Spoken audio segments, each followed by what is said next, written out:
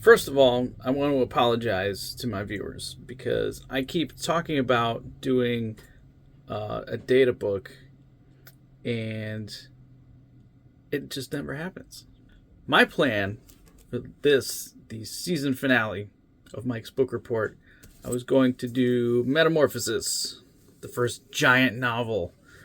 But then I got into the foreword and it was like, really, to get the most out of this book, you would have to read Survivors. So I was like, oh, okay. Well, I do have to read Survivors. I already had it. It was in my queue. But I didn't want to end the season on Survivors. So I said, well, let me look around, see what I've got. And I've got the second giant novel in the TNG range, Vendetta. So I said, let me do that instead. It's not data-centric. It's Borg happy. So, that's always good. But it's not a data book, and I apologize. So when it comes to Star Trek, I'm always a fan of stories that pick up plot threads from old episodes, though the results are disappointing as often as they are effective.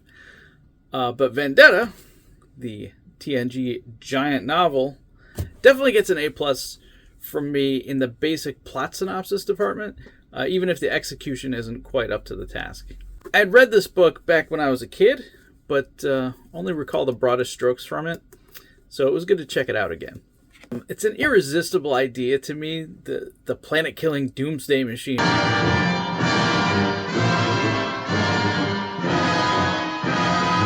From the TOS episode, the Doomsday Machine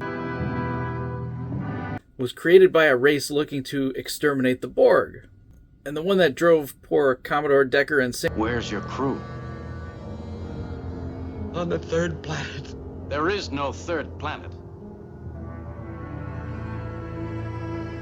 Don't you think I know that? There was, but not anymore. They called me, they begged me for help, 400 of them. I couldn't. And was just a prototype. But there's plenty of other things going on in this book because it is a giant novel. There's dream ladies, an overly labored Don Quixote metaphor, jerky captains, awesome captains, multiple TNG guest cameos just because. Twinks, gypsies, grown men in wedding dresses, a cat from a bodega, puppets in disguise. Oh, yeah, I'm sorry. Puppets in disguise? Yeah, it's that thing of when, Alf wore a trench coat so he can go out into public. Unlikely character connections, an unlikely Borg spokesman, and my biggest objection, pivotal characters who have had a massive impact on the main character's life, even though we've never had a hint of it before or since. The book begins at Starfleet Academy, where Cadet Picard is enrolled as he deals with a bully named Morgan Korsmo and thinks he sees a ghostly apparition of a woman of some kind. Later, in his bed at night, he is visited by this vision again. He feels a deep connection with her, and even though he's not completely sure it happened, this event has loomed large in his memory ever since. This is one of those things where, of course, this kind of thing wouldn't come up in an episode, but, now we have to believe that it's been kicking around in Picard's head for, the last 40, 50 years, however old he is. Anyways. So, to the present. On the planet Penzati, the family of Dantar VIII is enjoying Penzati Thanksgiving, and they are attacked and killed by the Borg. Dantar is unfortunately unable to stop the Borg from killing his family, but his wife did manage to plunge a carving knife into one of the attacking Borg shoulders. The planet killer then arrives and makes short work of the Borg, afterwards moving on to another system where it eats some planets, one of which happens to have a Federation colony on it. The colonists barely escape, but they do escape. In communicating with the planet killer, the pilot basically says they're not interested in hurting anyone, but the ship needs to refuel, sorry not sorry, and leaves. The Enterprise and some other ships are called in to rescue the Penzati. The planet is basically destroyed. The away team beams down to a piece of what's left and find Dantar. They also find the Borg with a knife in its shoulder, which had pierced the doohickey that usually self-destructs the Borg, and also has put it in a feedback loop. It should be noted at this point that this novel predates the episode I, Borg, where the lone Borg is covered in a similar fashion. This subplot becomes kind of a different take on the concept, so from that standpoint, it's kind of interesting. Geordi feels an immediate kinship with the Borg and wants to find a way to restore its humanity like they did with Locutus. And immediately my heart sunk because now we're doing what Geordi is always trying to do with women, fixing them so they like him because the Borg is a lady Borg, you see. I love Geordi, but I need less of his lady problems, plot lines. Yes, they're accurate to the character, but it's not my favorite.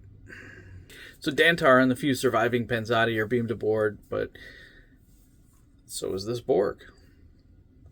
Dantar has to repeatedly be separated from the Borg lady because he wants revenge. Because his family got killed. He's not happy with the Borg. I get it. It is discovered that the Borg lady was once named Rhiannon Bonaventure. And she was a famous freighter pilot. Kind of a Han Solo of the Federation. They called her the Brass Lass. She had a ship with a cloaking device called the Phantom Cruiser. She went through Romulan space without permission if it suited her. It's all a bit much, and it stretched credulity for me to believe that so many people had heard of her. That she was that famous. Then again, what is credulity these days? If you're enjoying this video, why not buy my book? Flight of the Pangolin is the story of an intrepid group of heroes who decide to exit the solar system over the objections of an isolationist faction. There's actually a lot more going on than that. There's space pirates, a giant spider for no reason, all kinds of other things. Buy it now online wherever you buy books or at our website, www.thepangolinrepublic.com. You can also get fun t-shirts and random other stuff if you want.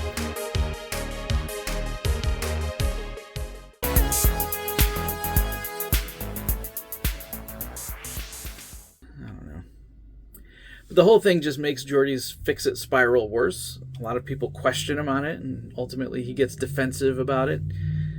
Like I said, the whole thing's not my favorite, but this subplot isn't given a ton of time, so okay. An even smaller subplot is the Ferengi daemon who thinks he can start a dialogue with the Borg. With this new threat of the planet killer, the Borg reason that there might be a characteristic they're missing and assimilate this Ferengi accordingly. Also, I want to point out that in this book there is a Ferengi named Martok. Anyway, the planet killer. So 3 ships are involved. The Enterprise, of course. The Repulse, captained by the awesome Ariel Taggart. And the Chekhov, captained by Picard's Academy nemesis, Morgan Korsmo. You didn't think he wasn't going to come back, right? I mean, come on. These ships come complete with familiar secondary characters. Dr. Pulaski is aboard the Repulse. And Commander Shelby is aboard the Chekhov. There's also a throwaway line about Chief Engineer Argyle being aboard the Repulse, too. They are unable to stop the planet killer, but the pilot is willing to speak with Picard, again, because she's the ghostly dream lady from the beginning of the book. Also, she's Guinan's sister, sort of. That's why Guinan's on the cover. So her name is Delcara, and she's a member of a race exterminated by the Borg. She found refuge with Guinan's people and started a new life. But then the Borg came for Guinan's people. So now she's been twice terrorized by the Borg. But Delcara felt a kinship from across the stars with one who would also be greatly affected. Jean-Luc Picard. Though his encounters with the Borg were yet to come at the time of their first meeting. Now she pilots the planet killer, powered by the almost literal ghosts of the race who built it and preserved their consciousnesses aboard it, pressing forward to the Delta Quadrant for infinite revenge. The Federation need to stop the Borg, sure, but they also need to stop the planet killer from indiscriminately eating planets. And the Borg come up with a new strategy for dealing with the Federation. The relationship between Picard and Delcara is one of the main threads of the story, her quest for revenge standing in stark contrast to Picard's more reasoned take. While Picard is maybe a bit less rational than he would have been facing, say, the Romulans or the Cardassians, his attitude here is nowhere near First Contact Picard. I will make them pay for what they've done. Who I imagine would have jumped at the chance to join Delcara on her mission. That Ferengi subplot? Not great, but that's typical of TNG. The Geordi subplot, again, was not my favorite. But like I said, that's a me problem. Even if it's in keeping with the character to some degree, I don't need more sad Geordi stories. Sure, we hope he can fix the Borg lady, especially when we learn she was a totally awesome character in her previous life, but the Don Quixote foreshadowing looms over this plotline very heavily. The Borg are the windmills. Yeah. Dantar was just an annoying and one-note character, which he kind of was supposed to be, but it didn't make him a better character. Captain Korsmo of the Chekhov is pretty annoying. He's still a bully, having apparently had no personal growth since his academy days. Imagine Captain Jellicoe, except he's actually wrong about half the time. Poor Commander Shelby has to be his first officer, and she does her best, but the guy he's just the worst. He and Picard get into it a bit more than I think would have been plausible in a live-action setting. I just can't picture Picard getting into a shouting match with another captain and actually sticking a finger in his face. But when a guy wants to blow up your dream girl, maybe things get that heated. I don't know. The crew we know are characterized pretty well, with the exception of Dr. Crusher. I don't think Peter David got her voice right at all, really. But she's barely in the book, so it's a minor quibble. Overall, this was a brisk read. It wasn't a slog to get through. Anytime a character or situation got annoying, the story moved on to another subplot. And the ending was mostly rewarding, but sad, though the Borg's attempt at a second, improved Locutus was kind of underwhelming. I'm not sure the execution 100% lives up to the potential of its premise, like I said in the outset, but it was a fun read. This is like a trashy dime novel Trek book, where lots of stuff blows up and lots of stuff happens, but once you're done, you're like, yeah, that was pretty good. And then 5 minutes later, you don't really remember what happened. It's worth a shot if you're into TOS, TNG Borg stories, or exploring a unique side of Picard that's never been depicted anywhere else. I guess what I'm trying to say is, it was okay.